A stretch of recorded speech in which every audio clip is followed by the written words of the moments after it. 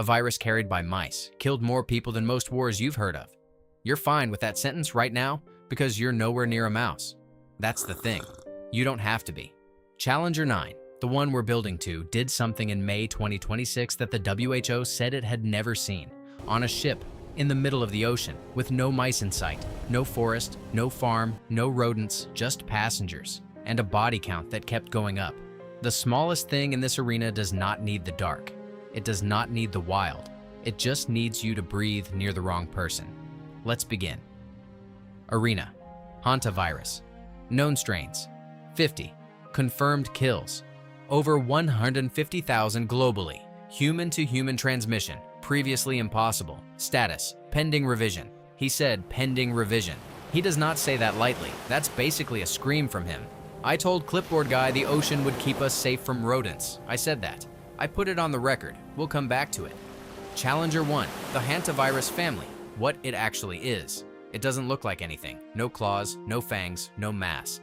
A hantavirus particle is 80 to 120 nanometers across. A human hair is 70,000 nanometers wide. You could fit 583 of these inside a single strand of your hair and still have room.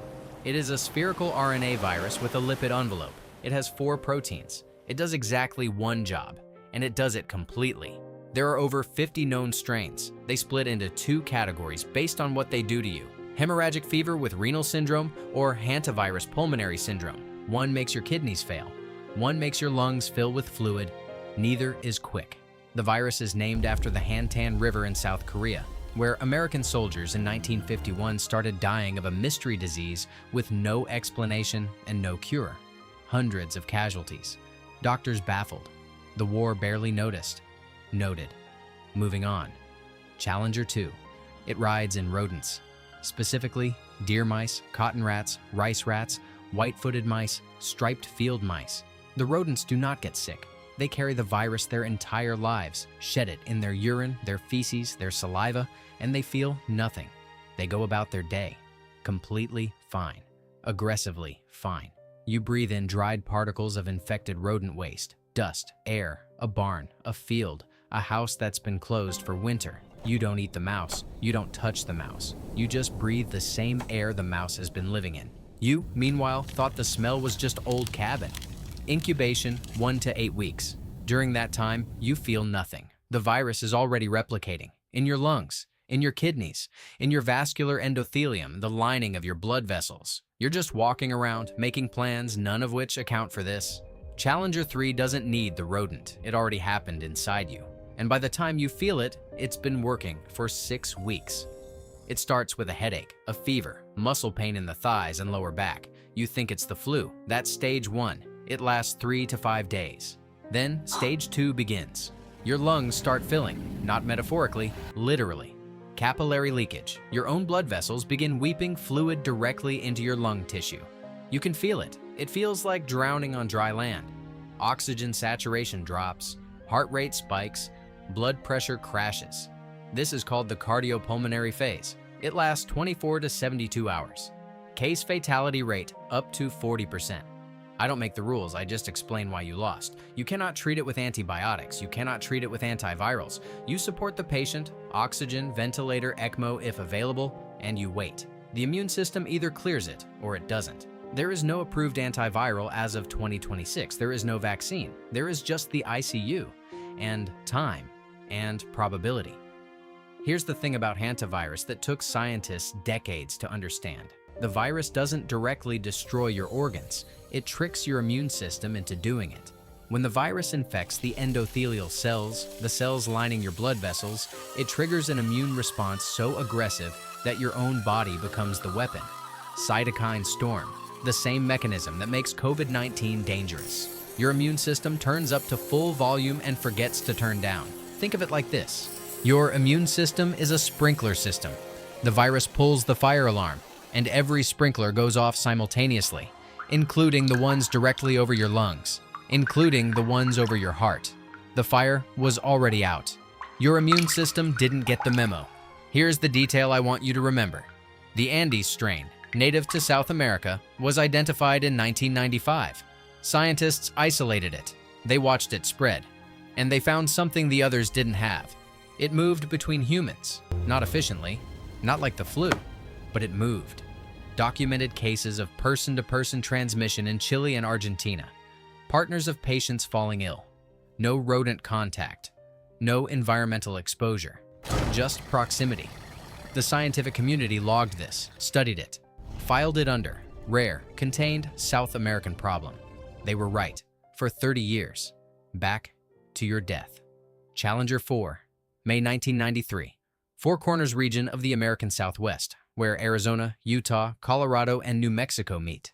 A 19-year-old Navajo man collapses and dies on his way to his fiance's funeral. His fiancée had died 5 days earlier. Same symptoms. Unrelated, doctors assumed. They were not unrelated. Within weeks, 24 cases, 13 dead, a 56% fatality rate. The CDC launched a full investigation. Epidemiologists fanned out across the desert. They found deer mice, an unusually large population, an unusually wet spring that had created abundant food, piñon nuts, leading to a population explosion. The mice were everywhere, in homes, in granaries, in the dust. The virus had been there for thousands of years. The rodents had it. The people occasionally got it. But 1993 was a collision. Too many mice, too close, too fast. It took investigators several months to identify the cause. During that time, people kept dying. They named it sin nombre virus, without name, because they couldn't name it fast enough. Challenger 5. You think it's a Southwest American issue, a farming issue, a stay out of the barn issue. There are active Hantavirus cases on every inhabited continent. Europe, Pumala strain, Finland, Sweden, Russia, Belgium. Tens of thousands of cases per year. Asia, Sol strain, spread by the common brown rat, Rattus norvegicus, found in every city on Earth. Every city, including yours. South America, Andes strain, the one you need to remember, the one that moves between people. I feel for you, I really do. Anyway, the sin nombre strain in North America, fatality rate up to 40%. The Andes strain in South America, fatality rate up to 35%. The Sol strain, 1% globally, but it is present in the common rat population on every continent. You, meanwhile, have a rat problem in your apartment building that the landlord has been looking into. Subscribe. It won't prevent exposure, but I'd rather have you informed than surprised. Hit the like button too. It's the least dangerous thing you'll do today, which, after the Sol strain conversation, is saying something. Anyway, 4 more. It gets worse. Mid-episode assessment. Cases reviewed. 5. Survival rate to this point. Statistically acceptable. Remaining challengers. 4. Probability of continued survival. Declining. He said acceptable. He has a very specific definition of acceptable. It includes dying. Challenger 6. Diagnosis. Why doctors miss it. Stage 1 of hantavirus pulmonary syndrome is indistinguishable from influenza, fever, muscle pain, headache, fatigue, nausea. No doctor in an emergency room looking at those symptoms defaults to hantavirus. They think flu, gastroenteritis, exhaustion, stress. Go home, drink fluids, come back if it gets worse. It gets worse. The diagnostic window, the period where early intervention helps, is those first 3 to 5 days. But the presentation during those days gives you nothing specific to test for unless you know to ask. You have to tell your doctor, I was in a rodent endemic area. I was in a cabin. I moved boxes in a storage unit. I was in an environment where dust and dried waste could have been present. Doctors aren't psychic. They need the information. And patients, in stage 1, rarely make the connection themselves. By the time they do, they're in stage 2. Challenger 7. You survived stage 1. You recognized the symptoms. You went to the hospital early, barely, almost impressive. And then the cardiopulmonary phase begins. There is no antiviral approved globally for hantavirus as of 2026. Ribavirin has been studied. Results mixed and mostly effective only in the hemorrhagic fever form, not the pulmonary form. Not approved for HPS in the United States. Treatment for severe HPS, intensive care, mechanical ventilation, extracorporeal membrane oxygenation, ECMO, which is a machine that oxygenates your blood outside your body while your lungs recover.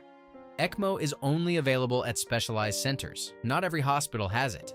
In rural areas, where hantavirus exposure is most common, ECMO is hours away. I don't make the rules. I just explain why you lost. The patients who survive HPS, Those who were young, fit, caught early, transferred fast, and lucky in that combination, all of them required. Anyone missing, and the odds shift. Challenger 8. The CDC's official prevention list. Seal holes in your home, don't let mice in, use N95 respirators when cleaning rodent-infested spaces, wet mop contaminated areas rather than sweeping to avoid aerosolizing particles. All of that is correct. All of that assumes you know there are rodents. A Dutch couple on a bird-watching trip in Argentina, 4 months before their cruise, visited areas where virus-carrying rodents were present. They didn't know. No symptoms at departure. No flag at the border. They boarded a ship with 146 other people. Remember what I said about the Andes strain and human-to-human transmission? Challenger 9 is why. Remember what I said about the Andes strain? About how it moves between people? About how scientists filed it under? Rare, contained South American problem? The MV Hondius is why they had to revise that file. Challenger 9, April 1st, 2026. The MV Hondius departs Ushuaia, Argentina, the southernmost city on Earth. It carries 147 passengers and crew from 23 countries. The plan? Antarctica. Isolated South Atlantic islands. A nature expedition. The kind of trip that costs money and takes planning, and means you did something with your life. April 11th. A 70-year-old Dutch man develops fever, headache, abdominal pain, diarrhea. He dies on board that same day. His wife falls ill. She is evacuated to Johannesburg. 2 days later, she dies. The ship continues. It has to. There is no port nearby. There is no protocol for this. The crew doctor falls ill. A vacationing physician, Dr. Stephen Kornfeld, steps in and becomes the ship's doctor. He has been doing this for 5 weeks. At the remote island of St. Helena, the island where Napoleon died in exile, 30 passengers disembark. The body of the first victim is removed. Then, a German passenger develops pneumonia. May 2. She dies on board. 3 dead, more falling ill. The virus has been identified. Andes strain. The only known hantavirus that spreads between humans. And it is spreading. The WHO issues a statement. Some cases may represent human-to-human transmission. That sentence, that is the sentence that hadn't been used outside South American clinical literature in 30 years. Now it applies to a ship, in the ocean, between nationalities, between continents. The ship anchors off Cape Verde. 3 critical patients are evacuated by air, 2 to Amsterdam, 1 to Gran Canaria, after Morocco refuses to let the evacuation plane refuel and a malfunctioning medical device on board causes further delay over the Atlantic. The ship requests entry to Tenerife, Spain's Canary Islands. The regional president says no. He says, "I cannot allow this vessel to enter the Canaries." The islanders remember COVID-19. They remember what ports mean during outbreaks. They say no. The WHO says Spain has a moral and legal obligation to those passengers. The politicians argue. The 146 people still on board wait. On May 6, 2026, while the ship is still anchored, Switzerland confirms another case, a man being treated in Zurich. He had been on the ship. He left at St. Helena. He flew home. He felt sick. He went to his doctor. 8 cases. 3 confirmed dead. 5 more suspected. Passengers from 23 countries have now dispersed across the planet. Contact tracers are active in the US, Canada, Singapore, France, the UK, Germany, Switzerland. The ship finally heads for Tenerife. It is expected to arrive Sunday, May 8, 2026, after weeks of waiting, floating, and watching the death toll update on a ship with no mice in the ocean because a Dutch couple went birdwatching 4 months earlier. I told Clipboard Guy the ocean keeps you safe from rodents. I was wrong. Arena concluded. Total cases connected to outbreak. 8 confirmed, 3 suspected. Origin, rodent contact, Argentina, November 2025. Transmission beyond origin, confirmed. Verdict, the ocean did not help. He's never said that before. He usually just says, you did not survive. This time, he specified the ocean. That's growth. I'm almost proud. There's no cure for Hantavirus. There's no vaccine. There's no approved antiviral for the pulmonary form. What you have is information and the discipline to use it. Know your environment. Know the exposure risks. If you clean a space that rodents have been in, wear an N95. Wet the surfaces, don't sweep. If you develop flu-like symptoms after possible exposure, Tell your doctor specifically. Don't let them miss the window. Subscribe. Don't miss the next episode on the channel. It's coming soon.